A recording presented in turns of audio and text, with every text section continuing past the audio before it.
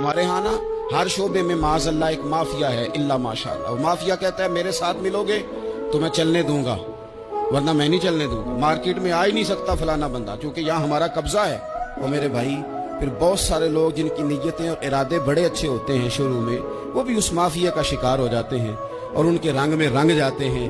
حضرت عبداللہ ابن عباس فرماتے ہیں میرے نبی پاک علیہ السلام نے مجھ سے فرمایا تھا، عبداللہ سن، اگر ساری دنیا مل کے تیرا کوئی نفع کرنا چاہے کر نہیں سکتی جب تک میرے رب کی رضا نہ ہو. اور فرمایا ساری دنیا مل کے تیرا کچھ بگاڑنا چاہے تو عبداللہ بگاڑ نہیں سکتی جب تک رب کریم کی حکمت کا تقاضا نہ ہو.